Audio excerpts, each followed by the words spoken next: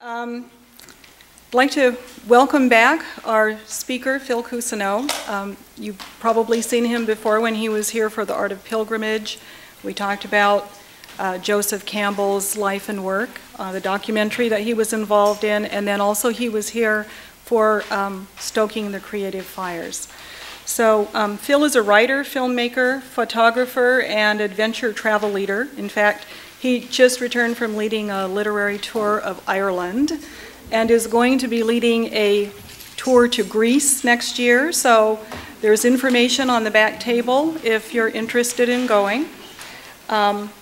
He's also written books on, besides Stoking the Creative Fire, The Art of Pilgrimage, Word Catcher, several books of poetry, and Once and Future Myths. Some of these books are in the back. You can buy them tonight and have him sign them.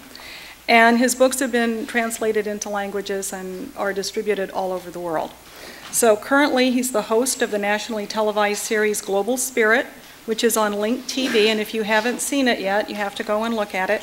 And soon it will be appearing on PBS stations.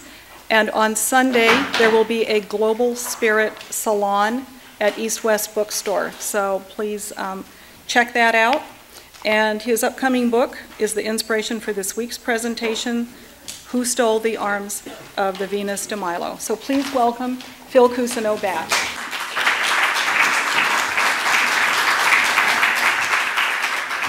Beautiful, thank you. Well, thank you, Shirley. Thank you for the invitation to come back. Thank you, Seattle. Thank you for sending us Doug Fister all the way to Detroit for the Tigers. We love him there. I hope you don't miss him too much. There'll be a lot of baseball metaphors mixed into tonight's talk. Bear with me. Wonderful to be back. I'm a wonderful hotel. I'm in the 15th floor overlooking the city and the mountains, and remembering my father was out here for the World's Fair in 1962 representing Ford Motor Company. He worked for Ford all his life. And he always told me, if I ever retire, Philip, I'm going to retire to Seattle. So I thought of him when I stared out the window looking at some notes for tonight. Now, let's start on a note of synchronicity. Synchronicity lives, right? I love reading about it, writing about it. So I head to the airport, pick up my San Francisco Chronicle, and the first thing that I find in the datebook section, which describes the music and the movies coming out for the weekend, was a little article in here called Public Eavesdropping, and two teenage girls were overheard at the Louvre, apparently just recently, one of them saying to the other, "Oh look, there's the no-arm thingy." Who would have guessed, right? Wonderful, wonderful. The no-arm thingy. Only an American teenager. So, since I'm going to be telling stories about my long affair, don't tell my wife, my long affair with this beautiful girl from Paris/Greece, I want to start with a poem story by Robert Penn Warren. It's called Tell Me a Story, and it should set the mood for the evening. Long ago in Kentucky, I, a boy, stood by a dirt road in first dark and heard the great geese hoot northward. I could not see them, there being no moon, and the stars being sparse, but I heard them. I didn't know what was happening in my heart. It was the season before the elderberry blooms. Someone told me there's an elderberry in the yard here. Synchronicity lives, right? Therefore, they were going south, and the sound was passing northward. Tell me a story. In this century and moment of mania, tell me a story. Make it a story of great distances and starlight. The name of the story will be Time, but you must not pronounce its name. Tell me a story of deep delight. Robert Penn Warren, just magnificent. There's a song there, isn't there? There's a song there. And to get us even closer into the theme of the evening, a second note, which I found over the last now 14 years of doing research on this book, in the middle of all my other films and books and the TV show now. And this is from Alexander Solzhenitsyn's 1970 Nobel Prize for Literature acceptance speech. And it gives us a little gravitas on the side of delight that is so permeates the story of Aphrodite Venus. And this is from the emerging book, which should be available in a year or so, Who Stole the Arms of the Venus de Milo. In 1945, the Russian writer Solzhenitsyn was arrested for criticizing Stalin in private letters and sentenced to 8 years of harsh labor in Siberia. During the brutal forced marches across the freezing tundra, he composed long speeches, vowing that he would someday deliver them to the outside world. 17 years and several epic books later, Solzhenitsyn received a letter from Stockholm. The Nobel Committee informed him he had just been awarded the Prize for Literature for his depiction of the monstrosity of life inside of the Gulag archipelago. When Solzhenitsyn stood at the podium and spoke to that august audience, he only briefly referred to what he called the millstone of surveillance and disgust in the camps. Instead, he cited a mysterious passage from Dostoevsky's The Idiot, where Prince Mishkin says, "Beauty will save the world." Then Solzhenitsyn paused and asked, "What does that mean?" For a long time, I thought that was just a phrase. How could that be possible? When in our bloodthirsty history did beauty save whom from what? Beauty has ennobled us. Sometimes it's elevated us, yes, but whom has it ever saved?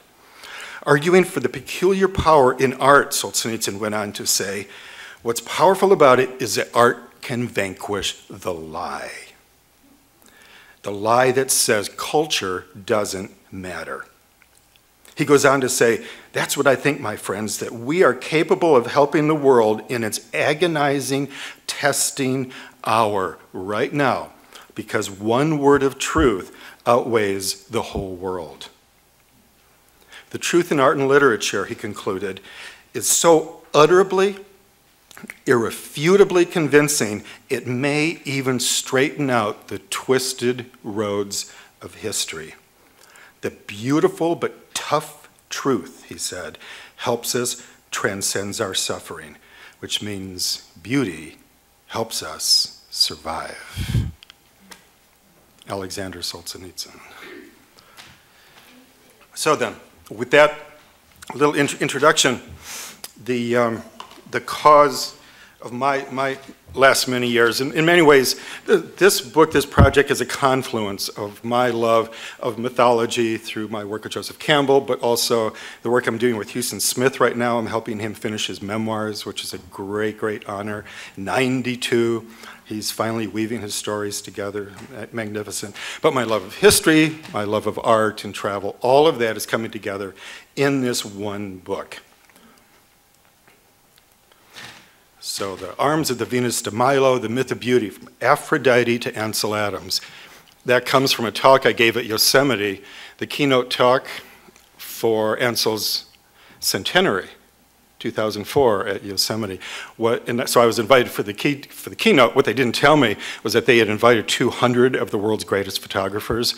And here I'm rabbiting on about the myth of beauty from Aphrodite. Oh boy, if I knew they were out there, I wouldn't have been able to get through the talk. So as Robert Colasso in his magnificent book, The Marriage of Cadmus and Harmony says, all myths are stories about where it all began. Sacred stories. Everybody, everything, every people, every corporation, Apple Computer, Steve Jobs, rest in peace. They all have their own mythologies. Mine begins here. That's my sister. Just talked to her on the phone a few minutes ago. We're at the Ford Rotunda in Detroit, celebrating Christmas. You see here, my father played Santa Claus, so every year he knew exactly what I wanted for Christmas until the year I recognized his watch. And I said, "You're not Santa." And here I am reading. And I show you this for a couple of reasons. One, this is part of my own self-mythology here, of course. I vividly remember trying to look intelligent and interested and focused for my father as he snapped the brownie camera photo of me right there. And of course, this little book is upside down. But what's important was that he knew that I was reading. And the reason it was important is because we grew up in a family. If you know my books, I write about this a lot. We read books out loud together. Thursday, Friday, Saturday nights, 3 nights a week. The classics, from the Iliad and the Odyssey up through Grimm's fairy tales, all the way up to literature. Moby Dick, Mutiny on the Bounty, Mark Twain. So I grew up in a world of art. My father had a poster of this great painting of Venus and Mars above his workbench in the basement. So here's a guy who worked at Ford Motor Company 5 days a week, but he loved art and reading, took us to museums every weekend. We would drive to Toledo, Cincinnati, New York to go to art exhibitions. So I grew up with the world, very proud of Detroit, but the car industry, books, travel, and my French heritage. So when I left Detroit with a degree in journalism in the early 70s, my first stop was Paris. And I've been going there almost every year ever since, about 30-odd years now. And in 1997, after leading a tour around Paris, I had a few days off before I had to come home. So I went to the Louvre in my day off, of course, had to go to the museum. And I saw this poster, and it reminded me of my father and the Venus de Milo. So I followed the poster into the room, which happens to be, if you know your history and all, there's the wonderful statue of the Venus, and these are the old chambers of the Queen of France. It's a curiosity. Well, a lot of things will circle back on themselves, like the Ouroboros here, how and why she ended up in this little niche here in the world's greatest, most extensive museum. So I'm there with a crowd at first, as there always is, and then they leave, and there was a mysterious moment. I was all alone with the Venus de Milo, and this hardly ever happens. Along with the Mona Lisa, it's the most visited work of the, what do they sell? 8 million pieces of art in the Louvre. It's astonishing the collection they have. And while I'm standing there alone, I hear a little girl shuffle up with her mother in this sweet little Irish voice. She says, "Mama, Mama, Mama, who stole the arms of the Venus de Milo?" And the first thing that came to me was, what a great book title. And ever since, I've been trying to wedge the book into that title. Right. And then she said the sweetest thing. As they were walking away, she said, "Nobody stole them, sweetheart. I think they used to make them that way." Isn't that brilliant? And then I remember walking around it and being astonished, as if I was looking at her for the first time, wandering around, fascinated, in love with the body, the torso, but really it was the face. And I've come to believe, after many years of working on this now, her face is the sculpture's equivalent of the Mona Lisa. And I'm looking at her and I'm wondering, what is she looking at? And that then becomes the origin of this whole book and the talk tonight. Who is she? What's the fuss about? Why is she so famous? Along with Michelangelo's David or David, probably the most famous statue in the world. But looking at her face, I've wanted to know the story. What's the story behind her? How did she get here? What is she looking at? What is that poignant secret that she has? That's enough to fuel a book. You have to love what you're writing about, otherwise you will find a way to drop it. As Stephen King said in his very humble book, after he was almost killed by a hit-and-run accident, he wrote a wonderful book on writing. He said, "If you don't love it, drop it, because you could hurt somebody." This is Stephen King talking. You have to take that seriously. And I think what he means by that is you get frustrated and you can turn out to be a really mean human being if you get stuck in your work. You've reached that at a point when you walk into a room and all the animals and children leave the room because you've walked in. You know there's some bad vibes going on around you in the room. So, a few thoughts on beauty as we look at her. Aristotle always considered it to be the key to the well-lived life. He said, life is not enough, life is magnificent, life is not enough. The goal of Greek life and the goal of the Greek genius, I believe, is the approach to arete, the life of excellence, the well-lived life. So he always talked about the beautiful and the good, not just beauty or just the good, but beauty and the good. Sappho, one of the great writers of all time, all the poetry we have of her comes, by the way, from wrappings around Egyptian mummies. That's the only way we have any of her poetry. Nothing existed until they started actually saving the mummies in Egypt. You know, they used to be used to stoke the fires of locomotives in Egypt and all across the Mediterranean. And then around the period we're going into to study this, they started, somebody somewhere along the line saw some writing on the strips around the mummies, and they said, oh, that looks Greek. So they started unraveling the tape, and what they had done was take reams and reams of books and poetry, papyrus, all papyrus, and they realized that some of this was actually quite beautiful. That's how we have her poetry. In one of her great lines, she says, I met beauty today, and I was overwhelmed by it, but my life was enriched. And we don't know quite what she saw, but just those lines, they felt like they could have been written today. Maybe you writing something about your children or the sunset today. Confucius says, beauty is everywhere, but we don't always notice it. There's a couple more. Keats, of course, beauty is truth, truth is beauty. Buckminster Fuller, I did a film on him in 1995 on ecological design, and he said he knew when a theory was right and ready to be executed, let's say one of his car designs or the design of a house, when the theory itself looked beautiful. Beauty was, as a scientist, his demarcation. Aquinas gives us the three great notions that so much influenced James Joyce and then later Joe Campbell, that beauty has to have integrity. In other words, everything fits in. You remove one word of a poem, one piece out of a mosaic, and everything falls apart. So there's integrity. Beauty has to have some radiance. It glows from within. Glow is a word we're going to go back to again and again. And radiates. And clarity. There has to be something crystal clear that comes through. Garbo has a great quote here.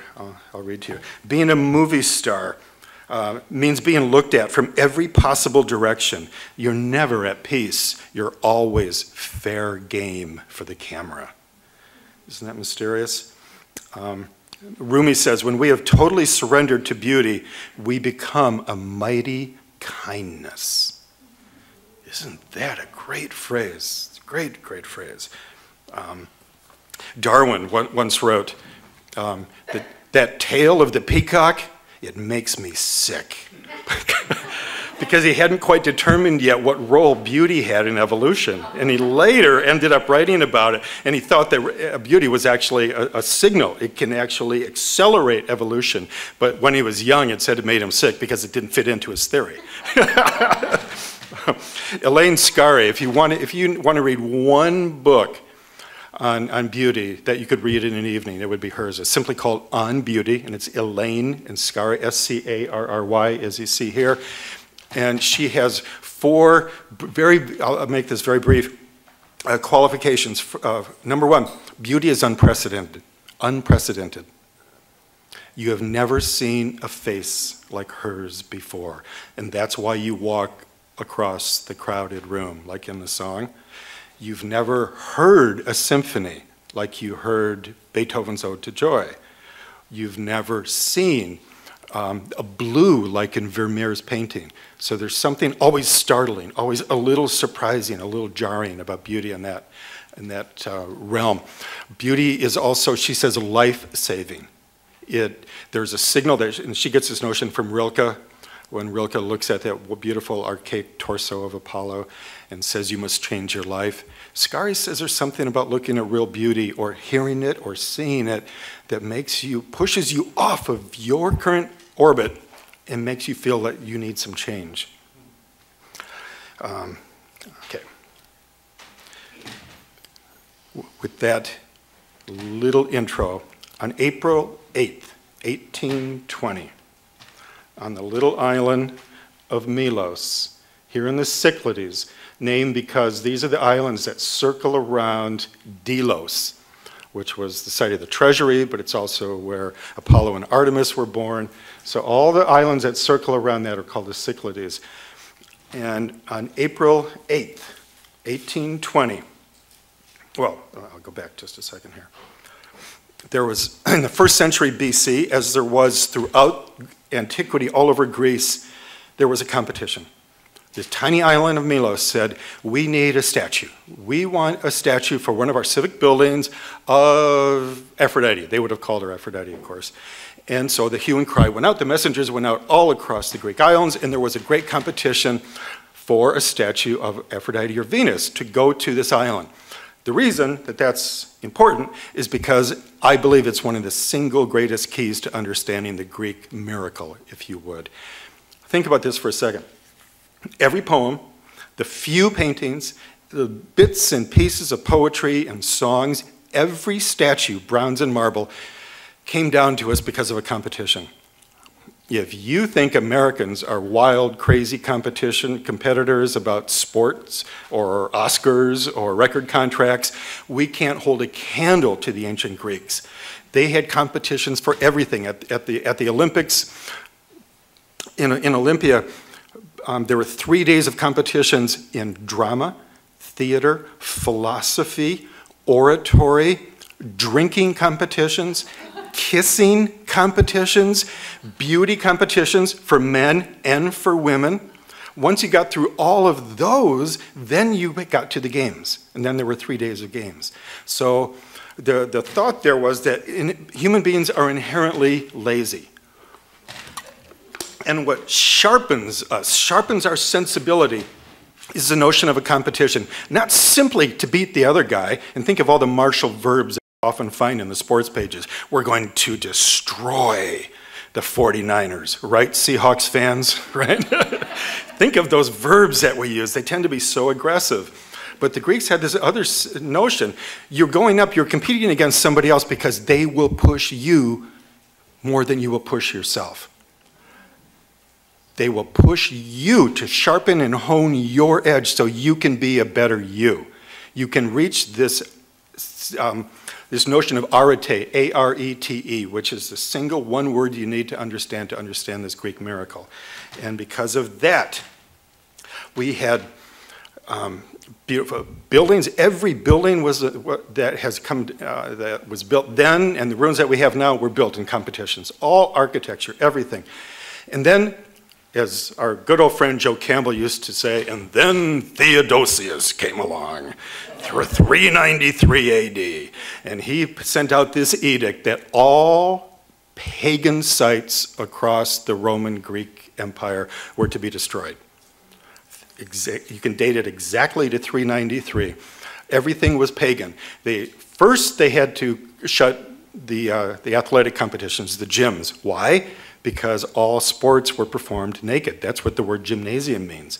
It means the place where you perform naked. And this shocked Theodosius. So they shuttered, they destroyed the sites. This is Olympia. This is the site of the Temple of Zeus. I'm sorry this is a little too bright. Can these lights come down by any chance? That's better. So this was the Temple of Zeus. And right here was the statue of Zeus, which was one of the 7 wonders of the ancient world. Phidias was the great sculptor for this. A huge influence on the statue we're going to be talking about. But in this sense, this for 1,500 years, most of antiquity, one of the greatest civilizations in the world, disappeared. This site was actually covered over by river silt, and it wasn't discovered again. Ancient Olympia, the greatest site of antiquity, was lost to the world for 1,500 years. And this is important to understand as we get into the story of the Venus. Because in the late 1790s, the Germans, the British, the French were all digging all over Greece. And the name at the time was an antiquarian. You were an antiquarian if you were looking for old ruins, maybe little statues or figurines. It was an adventure. It was part of being on the grand tour. It was a way to educate yourself, but being on site and going and touching the antiquity. So here is a wonderfully named Olivier Voutier. He was a French naval captain stationed on Milos on April 8th, 1820. And one day, on this particular day, he got a couple of sailors from the ship, the Estevet, and said, today's Sunday, we're going to go out and we're going to look for some statues. So they got some shovels and some picks and a wheelbarrow, and they started walking down from where they were stationed up here in the Castro, and they began walking down here. Why here? This is the old theater, the ruins of the old theater. Really an amphitheater. Magnificent plays were performed here. And up here was the ruins of the temple. And then over here is where we're going to end up. And this configuration is enormously important for the story. Here's a little close-up of the amphitheater. It's recently restored. You can see the marble seats there. And Voutier also knew that a magnificent statue of Poseidon had just been found. I didn't realize this until I was in the National Archaeological Museum in Athens, and I looked at the caption, as I always do, and it said the Poseidon of Milos. And then I did some research and found out that this was one of dozens of beautiful marble statues that had been erected all around the theater. So Voutier, being a good French sailor and scholar, hearkened himself down the hill and began digging with a couple of sailors in this little field. Yorgos Konstantinos was a local peasant who owned this land. So they're digging around here, hoping to get lucky, because if you get lucky, then you could get rich. You could get famous if you found something. And he heard the unmistakable sound of a shovel hitting marble. He wrote about this 50 years later in his journals. He knew the sound that it made. And what he heard was the sound of a shovel hitting the statue that we're thinking about. And I have just found this wonderful word. You know, my last book, Word Catcher, is on word origins, so I'm always on the look for it. The find spot is an archaeological term to describe where you actually find something. Isn't that wonderful? Another book title. I love that word. This is the find spot. So he darts over there and he enters into a small cave. And there is a local peasant, Yorgos, who's actually been digging around in the cave. And the first thing that hits the French naval officer's mind is, oh my God, the guy's found a statue, but we have to save it. Because, I don't know if you knew this, but there were, the guesstimate is that ancient Greece produced about 200,000 marble statues. 200,000. And there are only half a dozen of them left. The statues that you see are in museums are almost all Roman copies. Because if a statue was popular, you had 30, 40 copies commissioned of them. But most of them were destroyed. Why? Because up until the late 18th and early 19th century, people didn't think about history the way we do, so they ended up in lime kilns. Hundreds of thousands of statues. You would heat the marble up and produce whitewash to paint your houses. So the next time you're in Greece and you look at the white paint on the side of the house, you can go up and embrace it and you say, Venus, what happened to you? You don't look the same. Right? So this was in Voutier's mind. He knew that a lot of the statues ended up in the lime kilns, and so he turned on a lamp, and this is what he saw. This is what had been uncovered in this cave. The top half of the Venus de Milo, the Venus of Milos. And he immediately said, keep digging, keep digging. The rest of her must be here somewhere, right? And then the guy's, Yorgos' eyes must have dilated a little bit because he knew that when you found something on the island there, you could get a little money for it. So he asked for some money, and Vautier actually gave him something like 400 piastres, which was the currency of the time, and they kept digging. And look what else they found.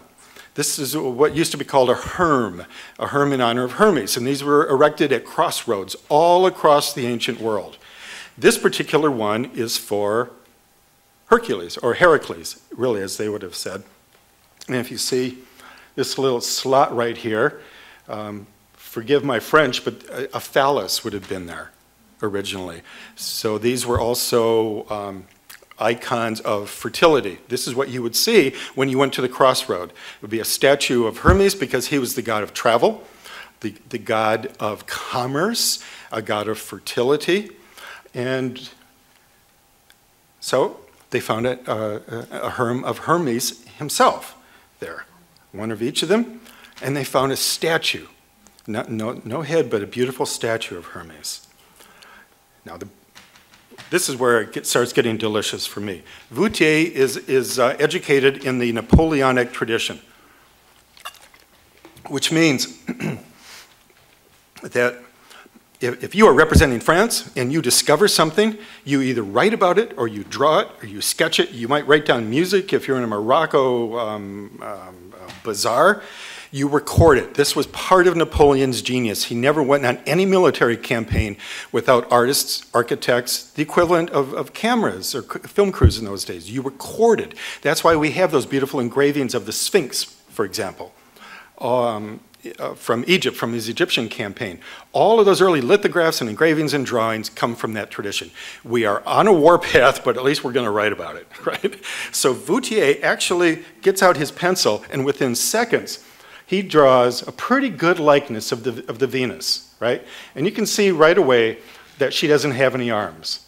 They did find pieces of the left arm, and as you'll see in a few minutes, a few other pieces, but right here, no arms were present. And we'll come back to that. It gets exciting. When they kept digging the next day, they found the lower half. They also found an inscription here, which is part of the whole Indiana Jones aspect of the story, which I find so captivating. And then look, within a few minutes, he does a pretty good rendition, doesn't he, of the Heracles and the Hermes arms. And then you see the drawing by Vautier, 1820. And they also found a hand with an apple in it. This is what I loved.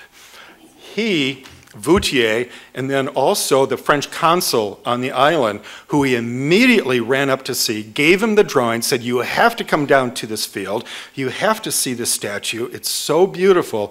Why would they do this? Why would they care? Because if they could get beautiful statues, especially original Greek pieces, back to Paris, they would be famous, they would be able to give a gift to the king, and they would help replenish the Louvre, which had recently lost a great deal of art. What is amazing is that Vautier, the consul, and there were like 6 or 7 captains came in the next week. They were all coming in and out of the harbor of Milos. They all looked, and this is Brest's actual, Louis Brest's quote, "A Venus has been found with the apple of discord in her hand." This was found maybe 10 yards away from the actual statue, but when they saw the statue and they saw a bit of the twist, what they call the contrapposta in her body, and they saw the hand, they knew that it was the Venus from the famous Judgment of Paris story. And these are soldiers, these are sailors who recognized it immediately. That's thrilling for me. How many of our soldiers would be able to do that today? Within a couple days, another ship came in, and another great character out of French history, I believe his first name was Louis Dumont d'Urville. He comes down, and he goes into the cave, and he helps actually find the second half, and he does some drawings. Let's see. He's the one who draws up here.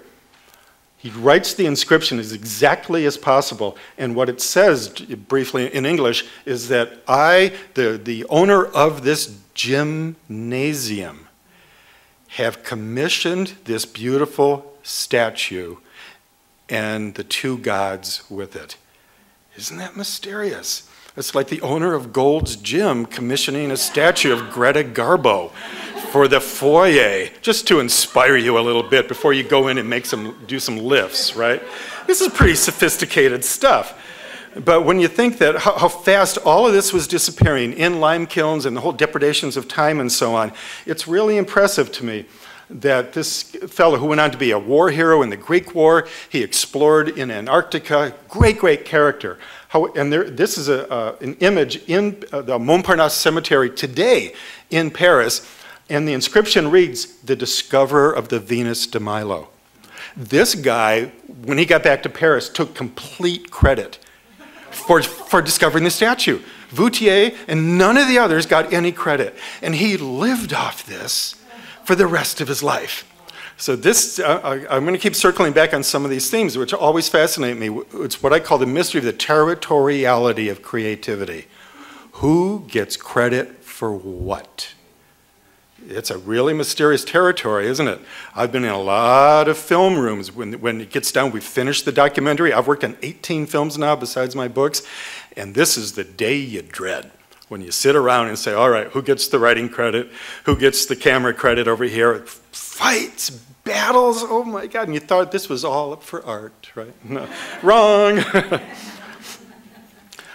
So this is what they fall in love with, this gorgeous statue. The question is, when was she carved? What is the story behind her? If you go to the Louvre today, you see her in the center in a niche, and here, everybody walks past it. There are no signs to tell you this is the original Herm of Hercules, Heracles. This is Hermes. This is another one of Hermes. Here's the hand with the ball, the apple of discord. And there's no sign there. We'll get into some of the politics later, but the Louvre has been very uncomfortable about this statue and the whole story for almost 200 years about it. It's one of the great mysteries of art. So there's the missing foot and the hand. So what is it that they found? If you go to the site today, I've been there 4 times now. I spent many months on Milos interviewing people at the museum, fishermen. What do you think happened to her arms? Oh, they fell off when they took her down to the ship. You know, she's really big. She's 6'8", in case you don't know. This is one robust woman, I'm telling you. So they were saying 3 mules couldn't get her down the hill to the ship, and so they rolled her down the hill, and her arms snapped off. There are all these stories. I heard 20, 30 different stories. It'll all be in the book. It's pretty funny. But here, in 3 languages, here was found the Venus. And this is where she was found. And I was able to piece this together after many visits because in 2003, I wrote a book on the history of the Olympics, the Olympic Odyssey, which the U.S. Olympic Committee actually bought copies for to give to every American athlete who went over for the 2004 games. Why? Because it emphasized arete, excellence, not the obsession with winning and gold, but the excellent life. And because of all that research, I found out that there were 300 of these in ancient Greece. Every major city of any renown, any importance, had a gymnasium. Why? This is the running track. This is where she was found, right here. Up here is the temple, and over here was the theater. You see what this is? It's a triangle. This is an image of the well-lived life. Why? When you walked into the gym in the morning, you walked past the statue of Heracles, Aphrodite, and Hermes, the god of strength, because you needed to be strong as an athlete. Speed, Hermes represented speed. He was a great runner. There are all these myths about him running against Heracles and so on. But she was actually the prominent one, because the notion was if you wrote, you had to have beauty in your poetry. If you were an architect, you had to have a numinous beauty in your architecture. If you were an athlete, it wasn't enough just to win. You had to be a beautiful athlete. So you walked past images of mind, body, and soul every time you entered the gymnasium. That's what a gym would have looked like. And here's that little design. And this is in the 300 major cities in Greece. How many times have you heard mind, body, spirit? Mind, body, spirit, right? It's an ideal of sorts. It's come back. It actually came back when the games were revived in 1896. And that motto of living the well-lived life, cultivating your mind, cultivating your body, cultivating your spirit or your soul, was adopted by Harvard. And then it went and spread out all across America, courtesy of John Dewey and others. And it all came from this notion that the ideal day is spent in the morning at the temple, or the temple was here. The afternoon was spent in the gymnasium, working out, wrestling, always to music, by the way. All athletics were performed to music because it was all about rhythm, just like it is today. When I grew up playing ball in the streets of Detroit, we never played ball without Motown. I swear, we had these little battery-operated cassette players, and we always played ball to Stevie Wonder and Marvin Gaye, right? Yeah. And then in the evening, you would go see a play to exercise your mind. So in one day, you have exercised mind, body, and soul. The alternate was if there wasn't a play on that night, you didn't want to go to the theater, you went to a symposium, which in ancient Greek means drinking party. No extra charge for that little ditty.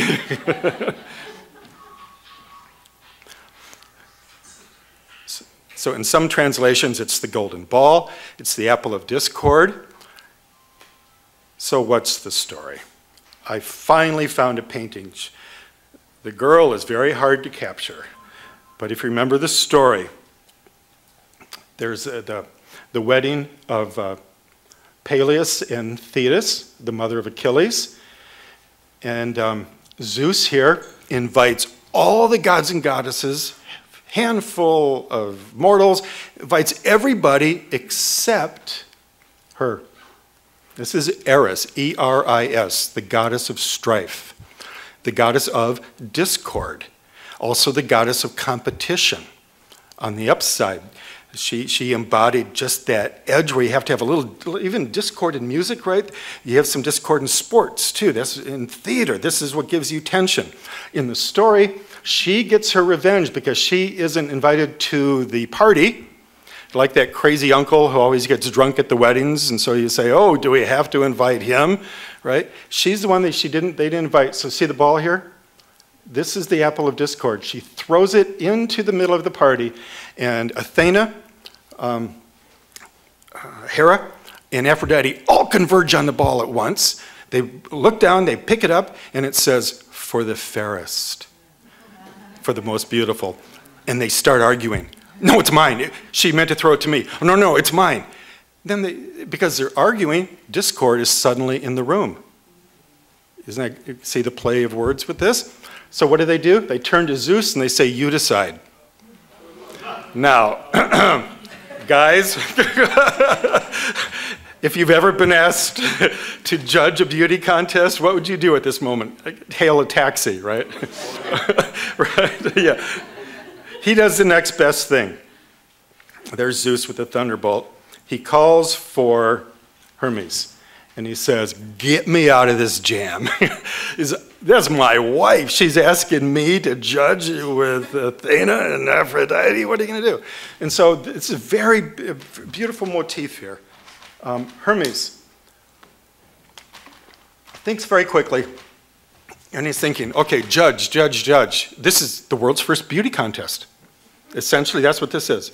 It's the world's first beauty contest, and it hasn't gotten much prettier since, so to speak, in terms of competition and judging and so on. So he's thinking, who could judge this? And what comes to mind is Paris. Paris is the Prince of Troy. And if you remember the story, when he's born, there's a prophecy that says, someday King Priam's son will bring the Troy down. So when Paris is born, he's exiled immediately out of Troy and out into the countryside, a place called Mount Ida. And so he lives out with the goats till he's 17. He's just living all alone, just him and the goats, all alone. And one morning, Hermes appears with the golden apple here, and he says, Zeus wants you to be the judge. And he's heard that Paris is a very fair judge. So there's this really intriguing play on words. Even Elaine Scarry says, beauty and justice are always in turmoil together. Isn't that something? From the very beginning, beauty has always had a tumultuous relationship with justice. Oh, it's not fair that she got better looks than me. Oh, it isn't fair that my brother got bigger muscles than me. We still talk in those terms. It's not fair that he can play as fast as he does, whatever it might be, right? And so he's been a judge of athletic contests, a judge of sporting events, all kinds of things. So he's the obvious choice to decide. And lickety-split, the three goddesses, Hera, Athena, and Aphrodite, all appear right before him, and Hermes says, you have to judge. Who's the most beautiful? And the first thing that he says is, well, please disrobe. So 17 years old. Right. These are goddesses, and he wants to be able to judge who's the most beautiful. But what happens then is very intriguing. We're talking a lot of psychodynamic language here. Jung loved this story. So first, Hera says, you pick me, I will make you the most famous man in the realm. And Paris says, I'm happy out here. I don't want to be back in the palace. What's fame to a shepherd? I don't want that. Athena says, I'll make you the mightiest warrior. You know who Paris's brother is? Hector, who's the great hero of the Iliad. He doesn't want to stand up against Hector. And then Aphrodite here begins to disrobe.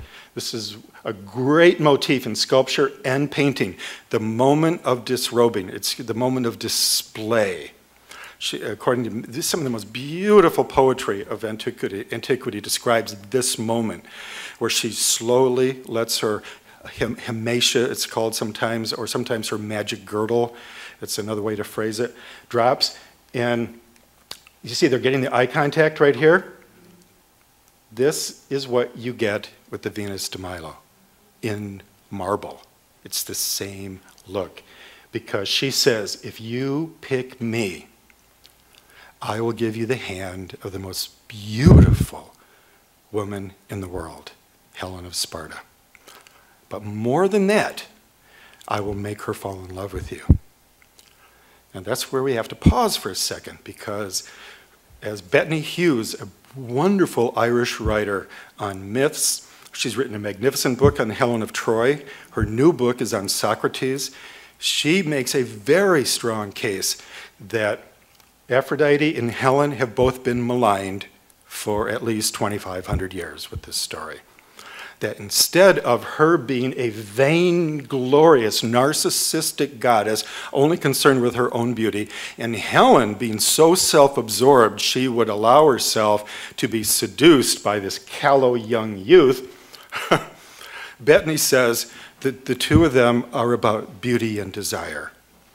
And the key to me for the mystery of the story and then the statue as we slowly circle back to her is, I think this moment right here is the first in human history, at least recorded, in which a man chooses beauty and happiness over power and glory.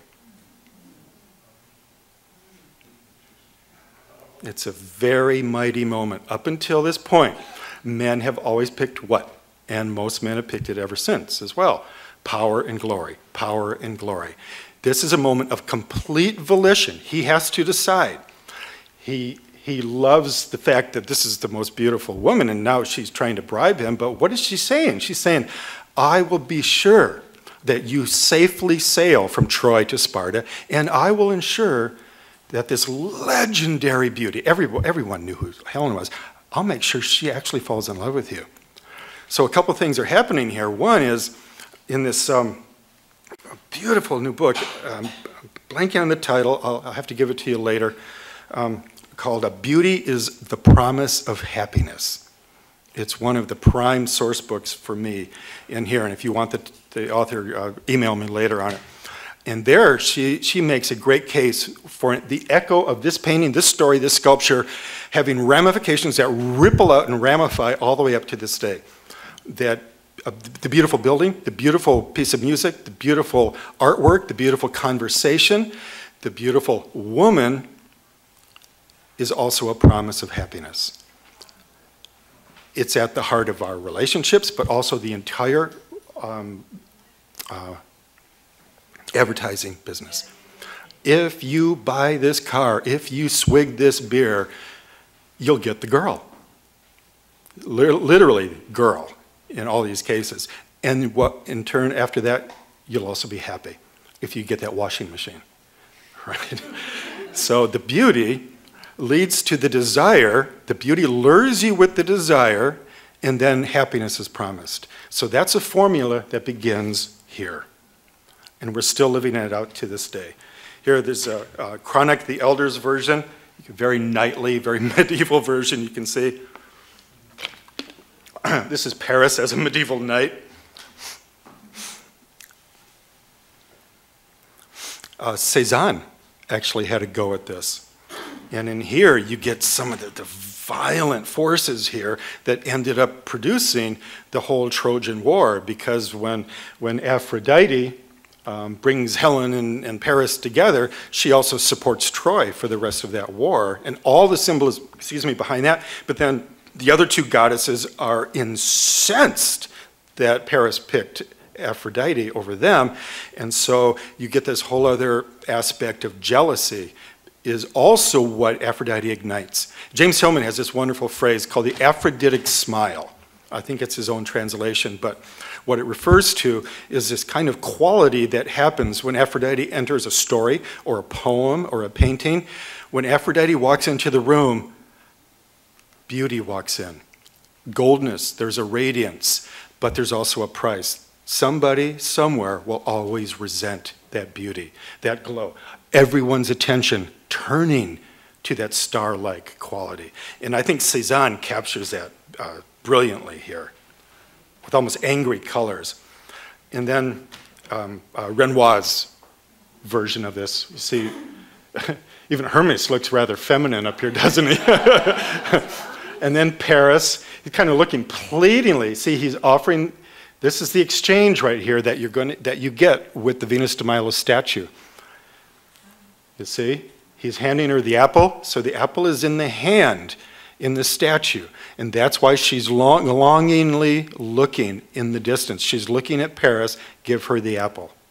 And the others are turning away, already angry. So there's another version of the Venus.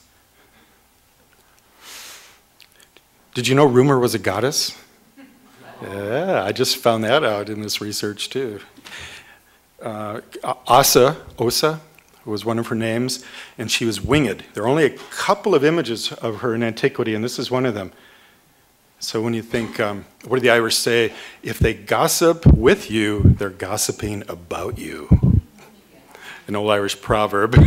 And so how does rumor enters the room? As if on wings, doesn't it? And then off again. And that's what happened on the island of Milos. When Yorgos, the peasant farmer, begins to tell the neighbors and then the civic leaders, oh, I think I found this statue. And they're saying, well, how much did that Frenchman offer you? 800 piastres? Well, that thing's worth 8 million. And so the negotiation started, and everything went a bit wacky at that point. The D'Urville went off to Constantinople, which actually ruled the island at the time, and he met with a French diplomat, and the diplomat said, at any cost, get that statue, because we have to get it to France. It'll get me out of Constantinople. It'll make me very famous. So this is archetypally what we begin to talk about here is the phenomenon of reflected glory. You get it when you identify with your sports teams. You enjoy this, you indulge in it. If you say, hey, man, Marvin Gaye came from Detroit. See, I'm indulging in the whole mythos of reflected glory. And that's what begins to happen with our story of the Venus de Milo. She there's a backdoor deal given between the civic leaders of Greece and of Milos, and they sell her to the Russians. And when Marcellus and the others come back with the news, we're taking this for France, they see right here that the Venus is being lowered onto a Russian ship, and the French officers come up and say, if you don't put her back on our ship to sail for France, we're going to turn our cannons on you. So this is a whole part, you'll have to read the book, as they say, to get into this. But what starts to happen is the fight for this reflected glory that goes on to this day. Who gets the new Frank Gehry contract? Who gets the new Calatrava contract for the new museum? You see, so we civic people, we continue to do this. The New York Times today has this great article about how unusual it is for Seattle to have a college football stadium on the water. And everybody in Seattle is so proud of it. Did you see the Art of the Steel about the Barnes collection? Yes.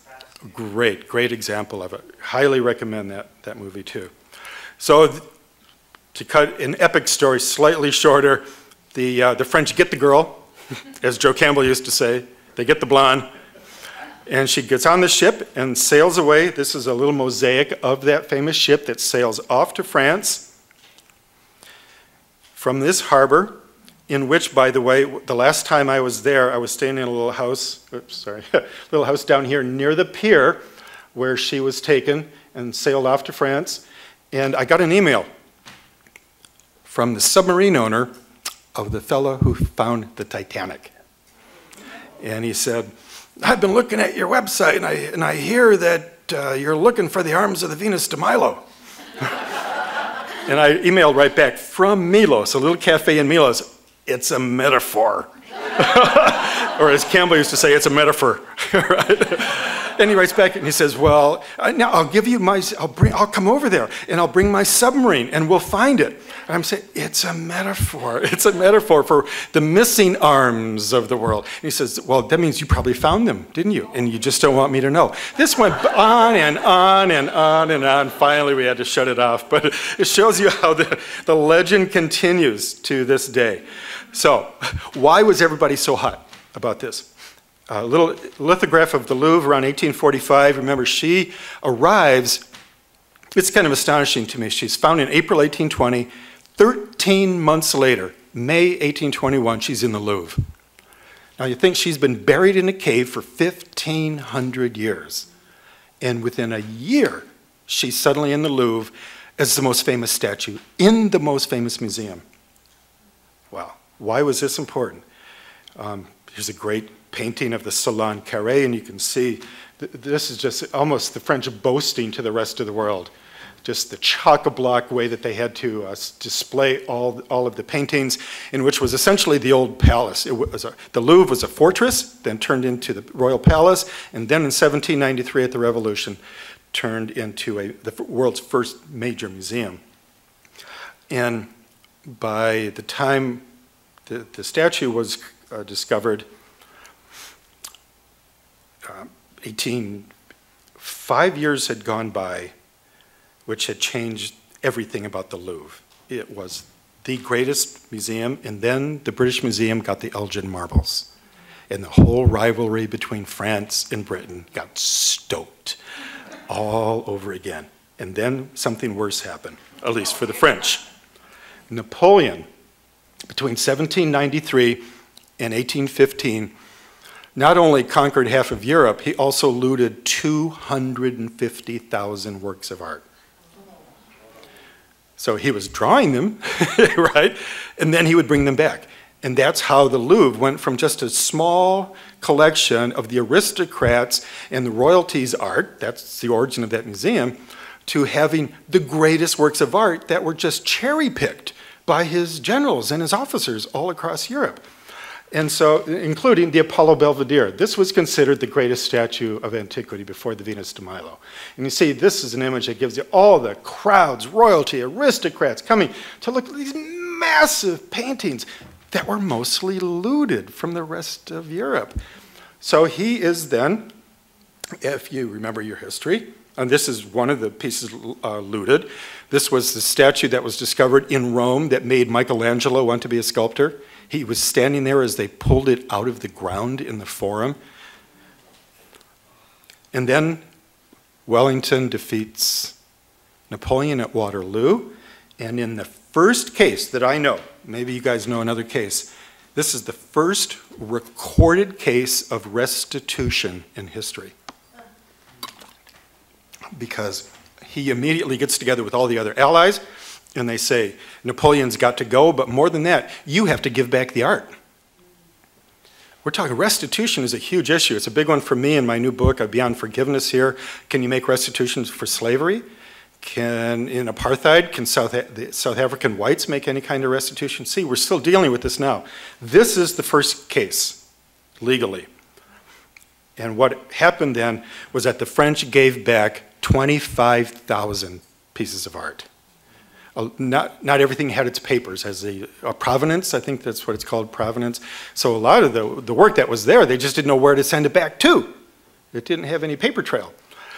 But they sent back 25,000 works of art, and if you read some of the reports from the day, there are phrases like, went to the Louvre today and it was bereft of beauty. There are all these interesting phrases in the journals, in the newspapers of the time, where the French are humiliated that this has happened. They didn't just lose the war, they were humiliated all across Europe.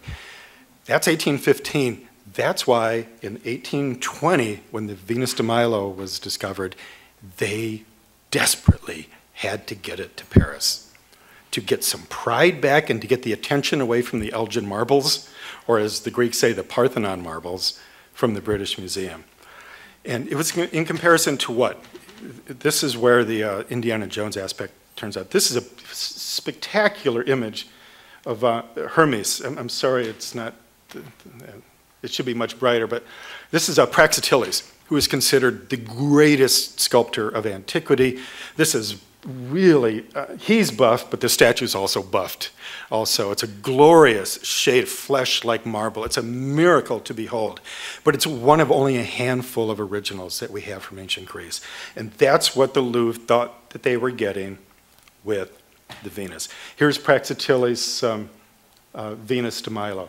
And my feeling is this is what the sculptor of the Venus de Milo had in mind when he carved what we now know as the Venus. He loved the story, the Apple of Discord, and he loved this mysterious sculptor from, we now know, the west of Turkey, what is now Turkey, had in mind. He also was bold enough to carve a nude. This is the first. This is a copy. This isn't the original, but this is the first copy of the first nude goddess in history. Up until 350, all the goddesses were covered with nighties, veils that, it's astonishing works of sculpture where you can carve a veil and see what's behind the veil. It's mind-boggling to me that you can do that. But the fact that then it was a big issue, even the poets and philosophers, is it proper to carve a disrobed goddess? You see all these papers, and finally Praxiteles breaks through. And that's what inspired, I'm pretty sure, here's another version of her, and you can see in the Venus de Milo just in the background. You see her back here? So this statue inspired the Venus de Milo right here. And if they got the Venus from that same period, it would seal their fame, their reputation. All of French culture could bask in the glory of this statue. Okay? And then the mystery deepens again. When the statue arrived at the Louvre, it had a full plinth here at the base. And on the plinth here, it reads, I, Alexandros of Antioch, which is a little town in western Turkey, on the meander. That's where you get the word meander. The meander is a river in West Turkey. I, Alexandros of Meander on the Antioch, son of Menides. There's a whole rigmarole that goes through this. I carved this statue. To me, it's so touching to have a phrase like that that was carved about 100 BC. That's roughly the time. And there's so few attributions in any of the old art. That's why a lot of it feels anonymous. Who carved what? Who painted what? Who wrote what? We knew. But You know what happened? When it was unveiled in 1821 in front of King Louis XVIII, this was gone. It mysteriously disappeared, and it's never been found again. An art student just happened to sketch this for a famous painter of the time who wanted to see it. You couldn't email him a JPEG, so you had to say, hey, can you get a student to run over there and just do a quick sketch for me? Why is this so damn important, the mystery of the inscription? Well, Antioch, the big thing was, if the Venus de Milo was a classical statue, this would make it the greatest discovery in all of antiquity. That's a pretty big thing. That's a pretty big thing to say. The most famous discovery of antiquity. But that would be 350 BC or so.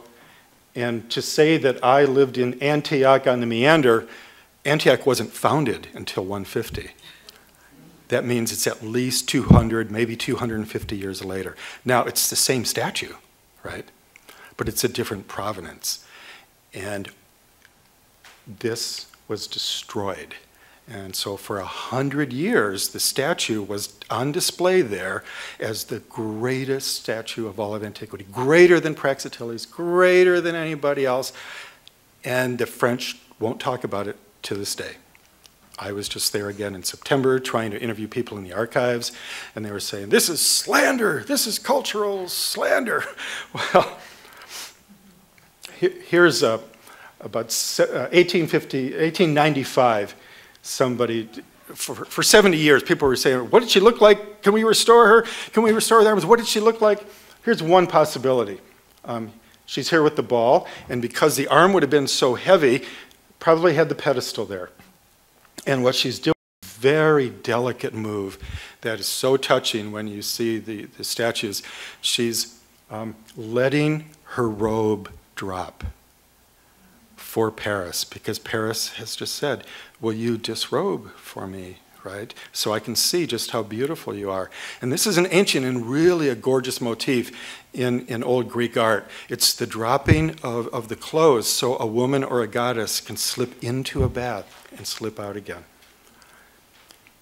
Auguste Rodin, when he had a slight period when he was struggling with his art, he went to the Louvre every day and he walked around the statue to be inspired. Consider the Venus from any profile. You're admiring a beauty that invokes the eternal. He wrote about it, and it was actually reprinted in the New York Times. I will walk around her. So let me just show you a few images here as we go into the last few minutes. That's the golden Aphrodite. That was one of her epithets. There's the gaze. She's looking, I believe, into the eyes of Paris, who has just given her the award. He has actually said, you are the most beautiful. And it's such a human moment. There was so much dynamism in that face. There are a lot of other Venuses and Aphrodites who just, frankly, look insipid or sentimental or treacly. This is a strong woman. A lot of focus, she's the goddess of fertility, also lust. She was a patron of mothers and childbirth. There was probably a gold band around her head here, which has long since disappeared, but gold is a color, Hillman writes about this beautifully, associated with her and her husband, Hephaestus, because gold represents, you know more about the alchemy than me, but she's associated with it. This is part of the mystery to me. This little turn of the hips here, that's what the sculptor had to do to have her leaning forward to accept the apple. And what that does is bring tremendous sexuality into this piece. Her hips are turned around, and I think it's part of the trance. You go in that room and you have to walk around her. There's a kind of centrifugal force. You just can't stand and stare. And part of it is because there's so much torque in tension in that one movement. It's just genius. She's bared her breasts, which in ancient Ireland, but also in ancient Greece, was often a gesture of a woman for compassion. Sometimes in a battle, a woman or a goddess would move forward into the line of battle and bare the breast and say, we want to surrender, would you spare the women and children? So there's a lot of beautiful symbolism inside every feature of the Venus. A wonderful line by Sappho, when Aphrodite's feet touch the ground, grass and flowers grow all around her. Yeah, beautiful. She's also called the Aphrodite Callipygian. Now you're going to have to buy a copy of Wordcatcher to see what that word means, but it means beautiful buttocks. So this is Callipygian, a great word. And it was strong back. Some people, Kenneth Clark and others have said, the most beautiful back ever sculpted. So just wonderful details here. So just a few, Colosso again, my wonderful line. The gold she radiates, which is one of the great properties of beauty, as opposed to this. This is a much later piece. It's called Venus with the Sandal. And to me, there's no dynamism here whatsoever. It's a very sentimentalized view. But the one thing that's curious is that this is psychodynamically what happens when Aphrodite or a sexy woman, someone with sexual drive and pizzazz and desire walks into a room, this is what happens to all the men. They grow horns, right? Pandemonium reigns. This is the god Pan, is the satyr who's trying to seduce her. And she won't have, look, she's looking right by him. Yeah, get away from me. Interesting line by Jung. Beauty is the mediator which should restore the primal unity. All experience goes to show that beauty needs her opposite, which is part of the mystery of why the most beautiful goddess is married to the ugliest of mortals. That's a whole other seminar we could do. It's quite something. She's married to Hephaestus, who has a limp. He's considered the ugliest. He's the god of the forge. He has bribed her and Zeus with gold to win her hand. But as Jung and so many others write, in Jeanette Paris has a beautiful essay in Aphrodite in which she says roughly the same thing, that all beauty needs balance. Beauty without balance, like Julia Roberts marrying Lyle Lovett, helps bring you back down to earth. Right? And her lover, of course, is Mars. So from the very get-go, you've got this fascinating dynamic. And again, Jeanette Paris writes on this, if you want to follow this, that there is always, she writes, love is a battlefield. Isn't that a great line? Love is a battlefield, and it's personified in this relationship between Venus and Mars, or Aphrodite and Ares. Carl Jung says, where love rules, there is no will to power. Where power predominates, there love is lacking. The one is the shadow of the other. So Mars is the god of war and violence, but like that wonderful play in the 70s, women who make love to men to take the war out of them. Do you remember that play? It's a little bit what's happening here. His heart is softened and tenderized by his affair with her. And there are many versions of it, but one of the children, they have at least 4 children together. Aphrodite and Mars. One child is called Harmony. Very interesting. If you bring together 2 opposites, you create harmony. Isn't that curious? Another child is Eros. Out of love and war, out of beauty and war comes love. Think of the dynamic there. But 2 of the other children, one is Phobos, as in phobia. He's the god of fear. Comes out of the concupiscent. Don't get to use that word very often. Relationship between love and war. And Debos, who's the god of terror. Here is all those properties that can come out of a tumultuous love affair are personified in the very children of the goddess. And then the chants, Watteau. Watteau's beautiful, beautiful painting here. This is the chance for happiness here. Look at that face. Hermes is saying, listen to her, she's going to give you Helen, right? Another curious offset, Hermes, when Aphrodite and Hermes get together, they make rock and roll? No, that's another song. They make the hermaphrodite. So that's the dark side of the lustful aspect of her. She's got at least 9 lovers, according to my count.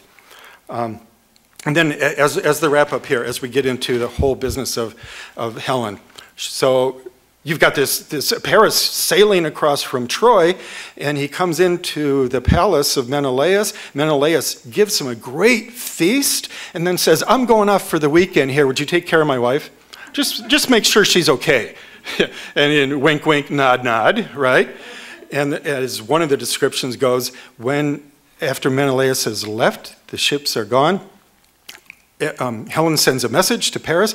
Paris walks into the bedroom, and the line by Ovid is, when Paris sees her marble white breasts, he is lost forever. And it's really an enchanting line to describe that moment of physical beauty that puts you into a spell.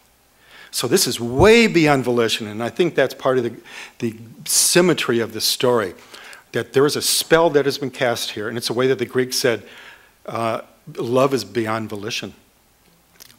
There is a spell, an enchantment here. And in one of the great origins of the story of Helen, is usually that she's the child of Leda, remember in the whole Leda and the Swan story? But there's an older story than that Zeus and Ananke, the goddess of necessity, actually have a bit of a fling. And Ananke becomes pregnant with Helen. And Hermes takes the seed and plants it in Leda.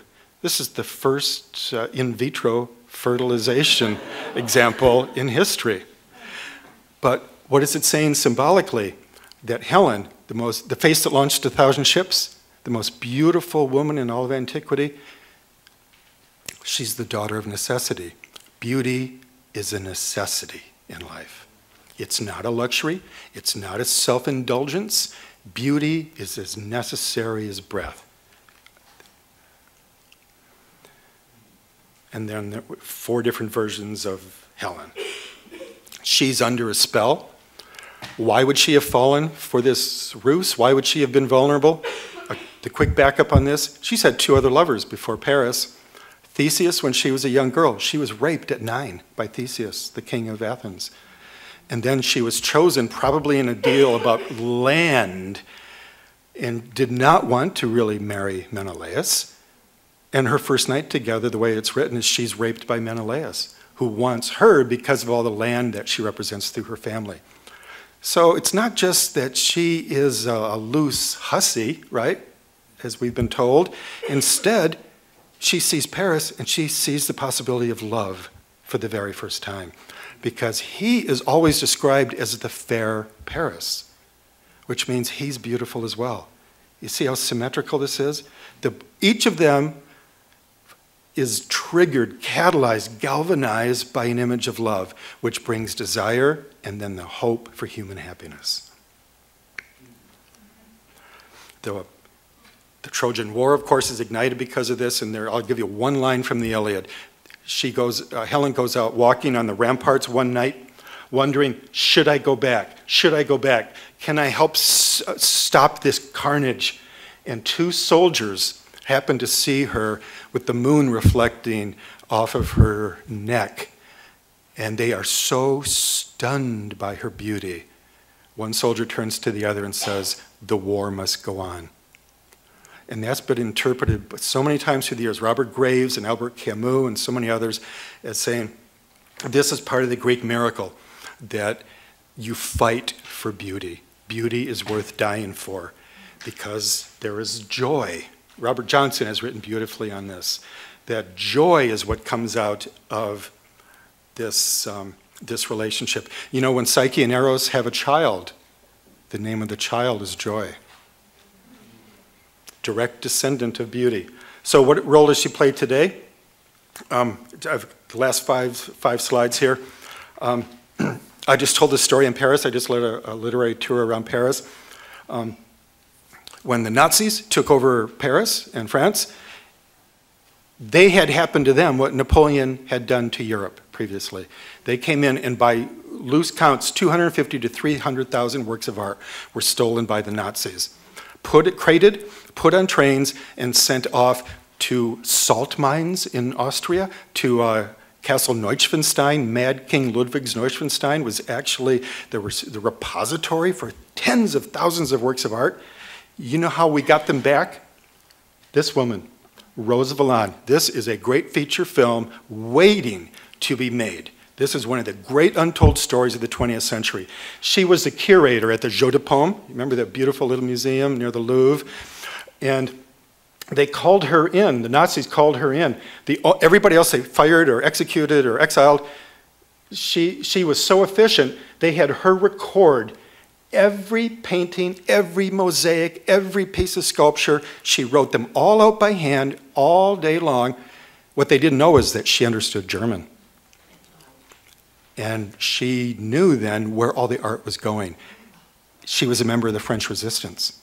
She worked for the Nazis during the day, and then she went home and she sent out messages all across France where the art was going. All the Chagalls and the Vermeers are going out to this town, and the Picassos and the Matisses are going over there. That's how we were able to find them at the end of the war. This is a way we risk our lives for beauty. That's part of the whole Helen of Troy story. One guy who operated one of the trains and got the art back was saying, "Why did you risk your life for all this art?" And he said, "If we didn't save this art, we would have disgraced our ancestors, and we would have been just as bad as those monsters." See, this is the same dynamic played out. The Blue Venus by Yves Klein, Salvador Dali's version. A little souvenir store on Milo's. This is a feminist view of the corset. Beauty can be a trap. It can be a corset. Here's Aphrodite with a cell phone for a cell phone ad. In front of the Seagram's building, this is the modern Venus. In front of the Seagrams. I was just in Paris, and there's a play. The men are from Mars, women are from Venus. It's turned into a one-man play. This is a coffee ad. Here we have Marilyn Monroe and Joe DiMaggio and Arthur Miller, all in boxes, caught, trapped in the labyrinth of seduction, desire, beauty. Marilyn Monroe reading James Joyce's Ulysses. We've just discovered from her recently published book of letters in her journals, she was a voracious reader. She once said, "Hollywood will give you $1 million for your body and 10 cents for your soul." Beauty can be a trap, can be a corset. Marlene Dietrich, Blonde Venus. Look, see that? American Beauty, the Oscar winner. Beauty and the Beast. We might show a little bit of that tomorrow during the workshop. Beauty competition at the Biennial in Paris. Beauty contests here. The less said, the better. The myth of travel is totally predicated on the myth of beauty and how that kind of beauty will bring you happiness. If you go to Thailand, if you go to China, there's Castle Neuschwanstein in Bavaria. This is where a lot of the art was hidden from the Louvre. Pan Am, this is a new TV series. Yeah, canned already? Oh, is that right? And then Thomas Cook posters, all promising beauty, promising happiness. Rusty Schweiker, the astronaut, when he was floating up in space, you could hear him on one of the old tapes saying, "God, it's beautiful." And you could hear that catch in his breath. You know why that's important? Because the Greek word, aesthetics, is based on the Greek to seize the breath. And if you want a good definition of beauty, beauty is what takes your breath away. If it doesn't take your breath away, it's pretty, it's entertainment, it can be illustrative. Choose your adjectives. But the real thing, does that make sense? It seizes you, catches your breath.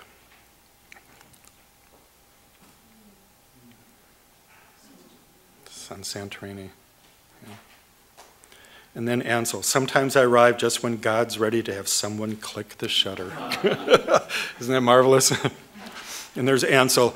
I've become friends with his family, and they tell me the great story. When he was 20, he had a huge decision to make. He had been playing classical piano, and his mother and his grandmother and his aunts, they all wanted him to go into music. It was more predictable. But he had been playing around with a camera since he was 15, and went his first trip to Yosemite. And he had to make this very dramatic announcement to them. He says, I'm choosing photography. And they said, oh, no, that's a terrible career move, terrible. And he said, well, the piano can capture, how is it? They said the camera can't capture the soul the way that music does. And Ansel's response was, well, maybe the camera can't capture the soul, but maybe the photographer can. And then that became his goal for the rest of his life, to capture the beauty. You can feel it right there. Capture the beauty that takes your breath away, that confirms the radiance and the numinous power of the world. He once wrote to Alfred Stieglitz, I think the world is afraid of beauty. Beautiful letter. And today we're still, I could not believe the recent phenomena being in Paris just in September after my tour. Because of the iPhone, people are walking up in front of her. This guy's got an ordinary camera, but I was there for 8 straight days, 8 hours a day, writing and so on. And the phenomena that I saw was, people would go, they would look at the statue for 5 or 6 seconds, and then they would immediately turn around, and they were taking photos of themselves in front of the statue, which is another, what? Reflected glory. Remember? It's amazing. So there she is in the full glory, back in her niche, so to speak. The Aphroditic smile. I think she's been humbled by this moment when she receives the apple. I could look at that face forever. And then finally, the last image, thank you for bearing with me here, is that Annie Dillard, one of my favorite writers, writes in her book on the writing life, she says, given what we know, how should we live? Isn't that something? Yes, thank you for the backup there, sister. Given what we know, given all of our intelligence and our reasoning, but how do we live? And Rollo May, in my last interview with him some years ago, he said the way that you live is by surrounding yourself with beauty, because beauty is then what brings out the beauty from inside you. So music, sculpture, travel, art. And he says that's pure Socrates. You know, when Socrates, he was a day away from taking the hemlock, and he asked for a flute, and they said, why do you want a flute? And he says, just think about how much I could learn in 24 hours.